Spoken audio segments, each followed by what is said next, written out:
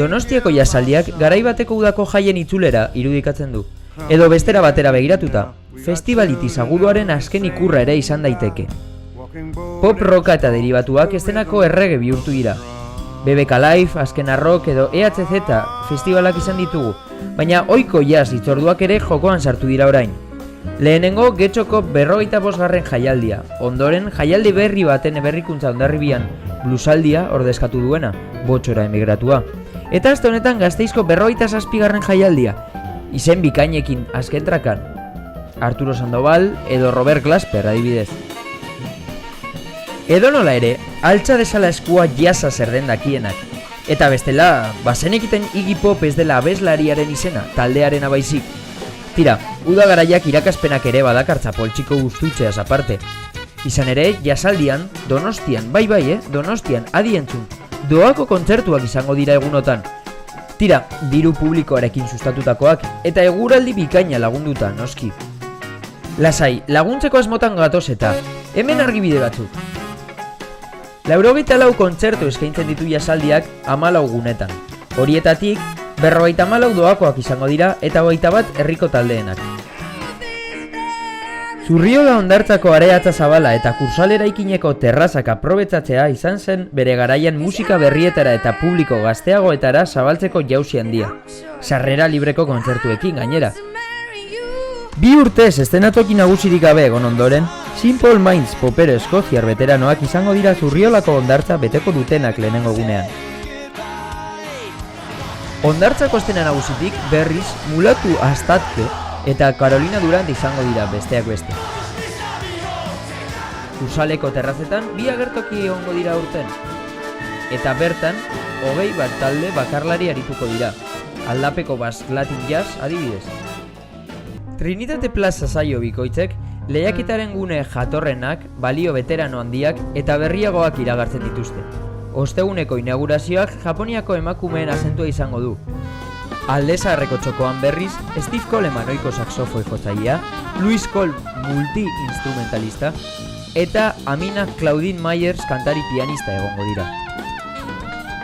Kursaleko arratsaldeko errezetaldietan, programa heterodoxo bat dago Kalexiko mugako rockeroekin, Gregory Porterren baritono blues jazzarekin eta Iggy Pop rock amorratuarekin. Victoria Eugenia Antzokiko eguerdietan Jazz Eñe estatuko jazz erakusketaren 8. edizioa eskainiko da. Eta bertan 8 talde hautatuko dira. Besteak beste, Chico Pérez edo Moisés Sánchez.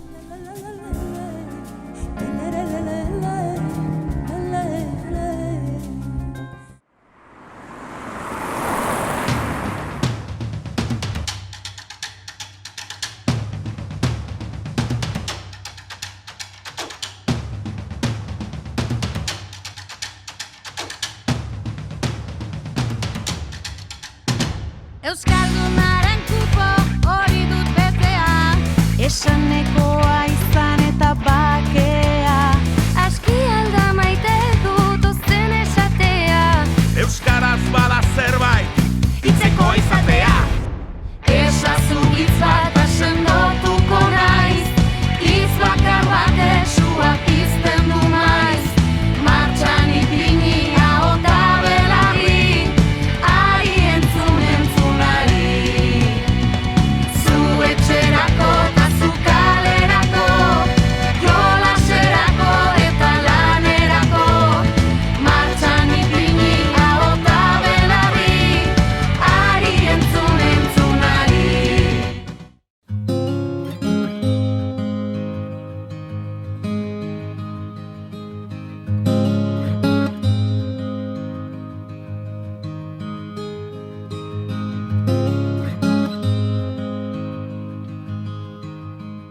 Ni naia zubeldia naiz, ziburutaja berez, ara ofizioz itzultzailea naiz, eta gero musikan ibiltzen naiz bereziki.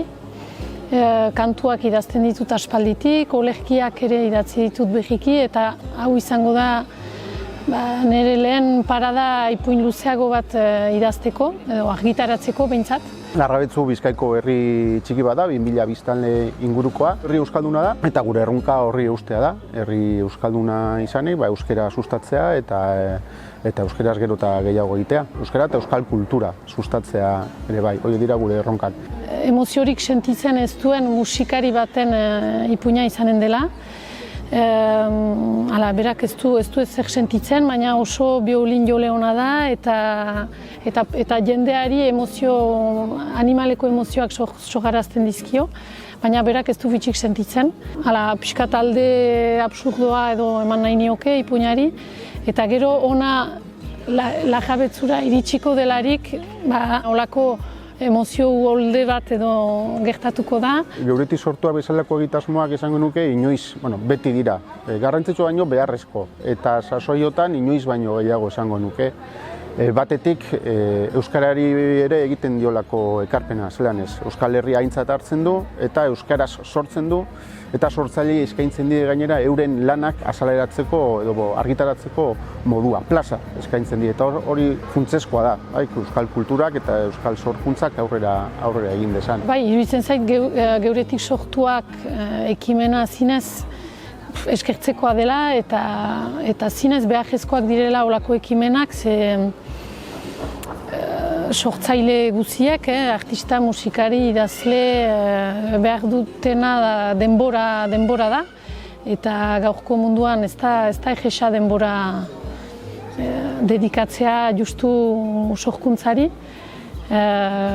Kasik eroikoa dela ere errango nuke, ze hainbeste ekintza, hainbeste informazioa, hainbeste mugimendu dagoen momentuan gelditzea eta sortzea ez da egesa, beraz olako ekimenek hori ematen dute, euskarari lekua ematen diote, euskal kultura zabaltzen laguntzen dute, eta gainera orain pandemia garaiontan ez da egesa kultura biziaraztea, kontzertuak antolatzea, emanaldiak antolatzea ez da egesa, egonaldiak behintzat egin daitezke, ez baita jendetza beharrik, justuki isolazio momentuak baitira, beraz justuki iruditzen zait momentu ezin hobea egonaldiak behintzat egiteko aukera emateko, eta beraz bai, zinez eskertzekoa da.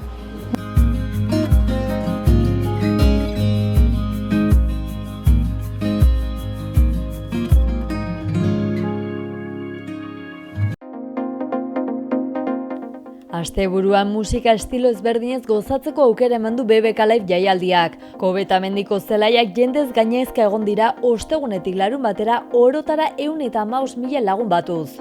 2 urteko etenaren ostean jendeak irrika zartu du jaialdia eta honek ez die hutsik egin. 3 days we're gonna have some fun, meet some nice people and enjoy the music. Es de mis festis favoritos porque junta naturaleza, música y amigos, porque hemos conocido a mucha gente aquí. Primer BBK, así es.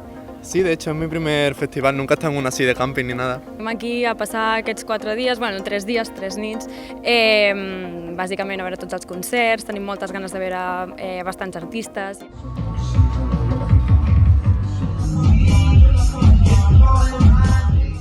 Egitarau zabala izan du 15. edizionek, 12 agertokirekin eta 100 artista baino gehiagoko egitarauarekin hautsi ditu markak aurten jaialdiak. Pop rocketik harago egin eta trapa, flamenkoa, musika urbanoa, musika elektronikoa eta indarbetan dauden beste eremu batzuk ere lehen lerrora ekarri ditu aurtengo edizioak. Horien artean nazioartetik iritsitako musikariek izan dute protagonismoa gehien bat. Zahara, Bomba Estereo eta Pet Shop Boys esate baterako. Baina Euskal Herriko taldeak ere aritu dira. Tartean daude Chill Mafia, Nogen eta Bulego. Eta artista gehienak kanpotarrak diren bezala BBK Live jaialdira ere mundu osotik gerturatu dira ikusleak. Hain justu 75 herrialdetan saldu dituzte sarrerak. We're from Norway. Pues yo de Zamora. Yo soy de Málaga.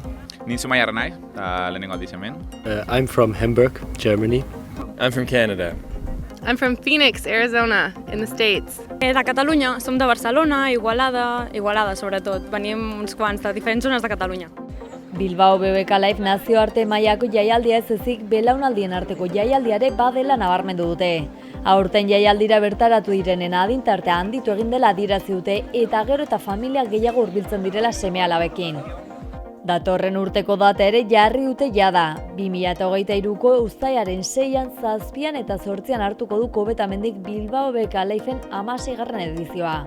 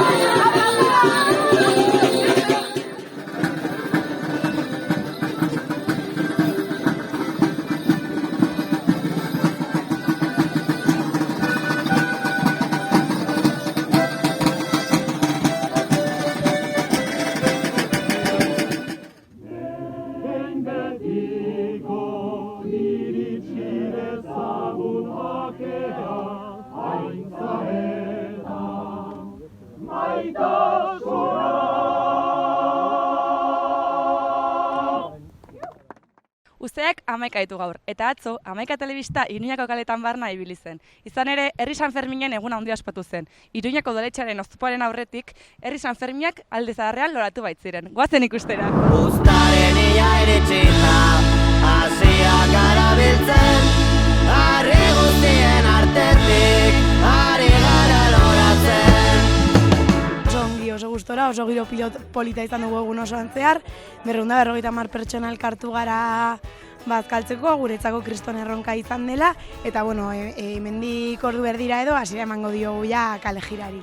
Bai, egia da hasieratik oso harrera ona izan dugula, animo hitzak leku pila batetik iritsi zaizkigula, eta egia da horrek ere erantzun bat izan duela jendeak guk antolatutako gauzetan izan duen harrerarekin, ez?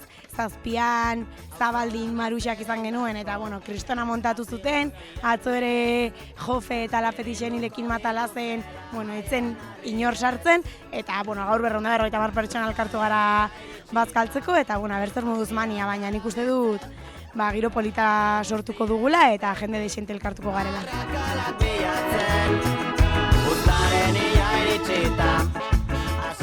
Bai, nik uste dut ongi dagoela nabaritzen delako asko plaza honen utxunea. Gauza pila bat egiteko, ez? Gero batukada, bai, elektrotxaranga, mania, bai. Bai, aurten nabaritu da pilo bat, San Ferminak behar direla. Bai, faltan botatzen ditugula, ez? Etorri gara. Oso ongi dagoen beste jende batu izana horrexegatik.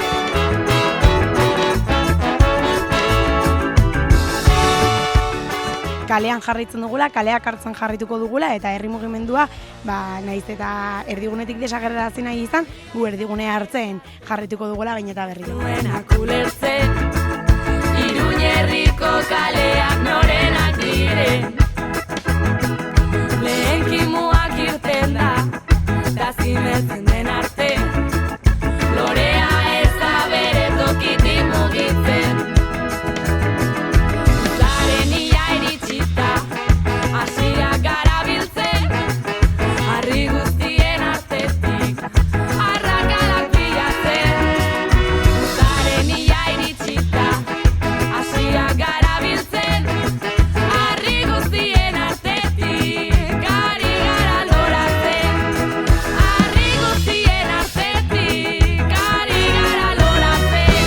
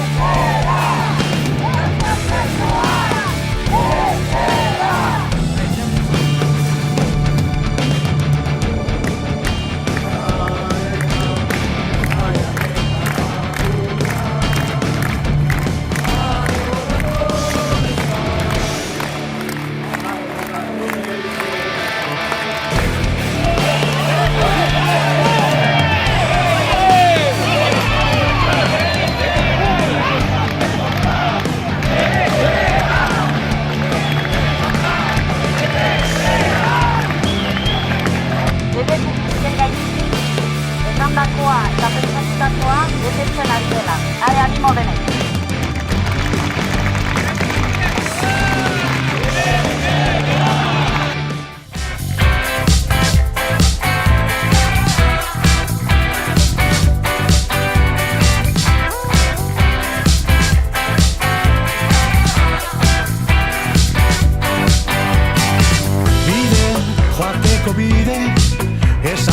posible, joan dena itzultzerik libre. Bide, oinazpiko bide, ez aldo posible, izaterik zenbait eskubide. Erantzun ezan bide, zein duna norabide. Erantzun ezak bide, noiz helduko aiz libre. Etxera libre.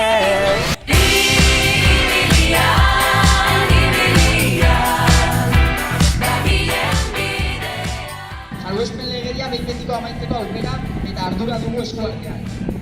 Euskal Herriratzeekin hasi, gradun progresioa garatu eta 28ko zigorrekin amaitu. Etxerante prozesua egiteko ordua da. Horretarako, orain arte egin dugun moduan, kalean aktibo, pausoz pauso eta pedalkadaz pedalkada bidea egiten jarraituko dugu.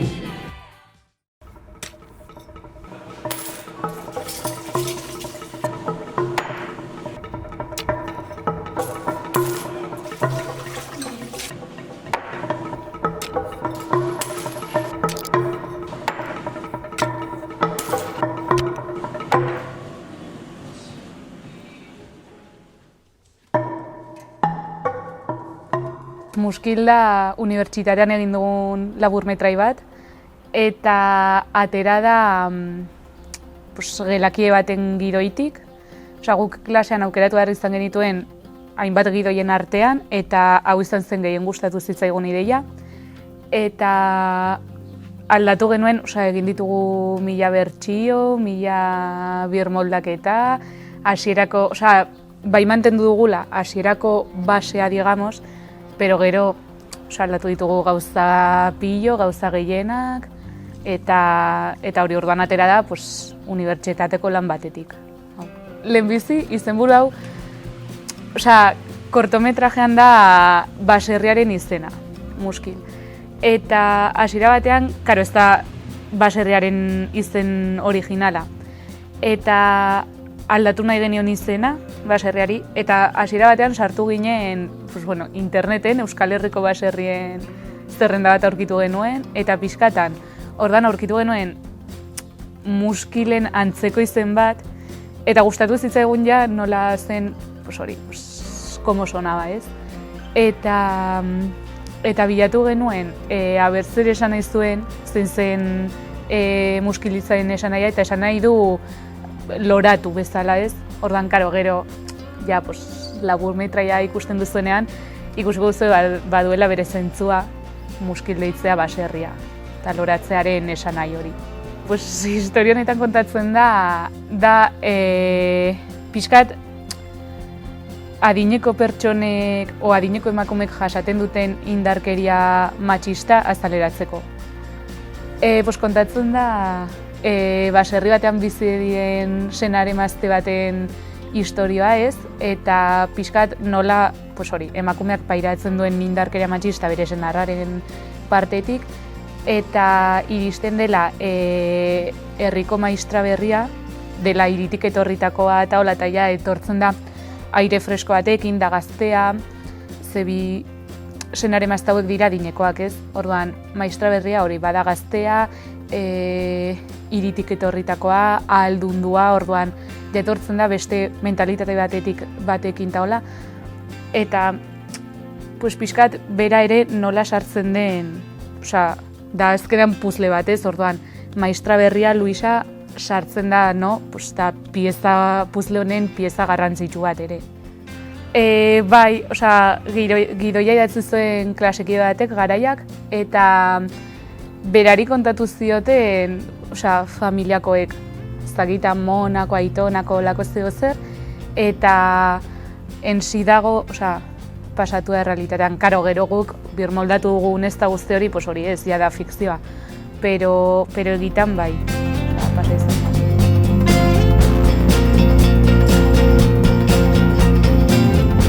Vale, zuzendaria bada, talde teknikoan zuzendaria da Marina Perosanz, gero zuzendari laguntzailea Eneko Goikoetxea, gero kamara edo Mikel Larrion, soinu teknikaria daukagu Natalia Berridi, Nile Ireiano produkzio burua, eta Sara Iriarte arteburua. Pues aktoreak badira Pedroren pertsonaia egiten dela senarra Jose Ramon Soroiz, gero Isabelen pertsonaia emaztea dena Iñaki Irastorza, eta azkenik Luisaren papera egiten dela, pues, lehen aipatu bezala, herriko maistra berria, Miren Arrieta. Egin behar izan genuen crowdfunding bat, ere klasean ere azaldu zizkiguten hainbat plataforma eta hola, eta guk aukeratu genuen Birkami plataforma, eta jarri genuen diru kantitate bat, hasiera batean, guk eskatu nahi genuen hori baino gutxiago. Ze uste genuen ere kantitate horretara iristea zaila ikusten genuen. Ze gehienak dira lagunak, ezagunak, familia ez da iristen da momentu bat non hori ere amaitzen den. Orduan hori eta gehien bat iritsi gara helburura, de hecho pasa dugu, pero izan da ere eman dugulako kaina asko sare sozialetan, beste medio batzutan ere izan ditugu elkarrizketak eta eman gara ezagutzera.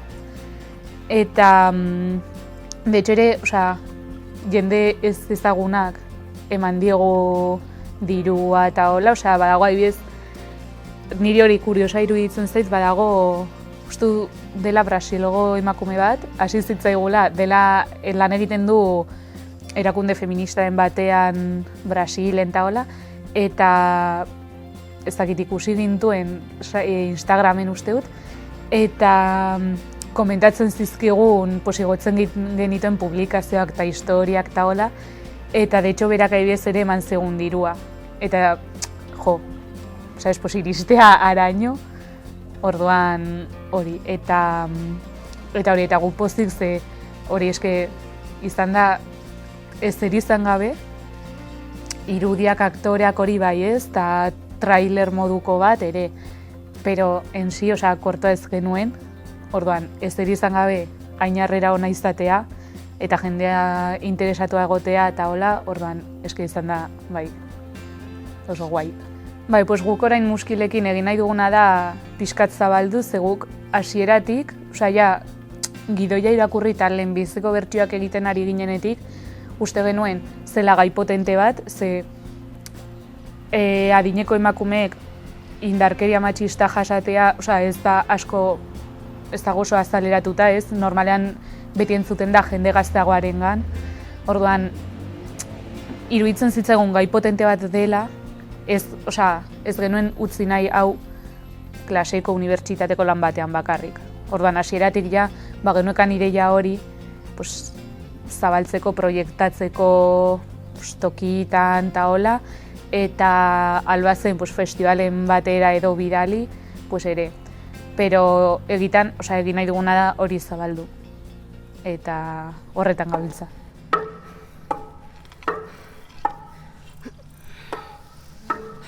Eta magixek bat. Bai, fanen bitu. Venga, segi. Kaixo. Luisa nahi. Mila esker, Luisa.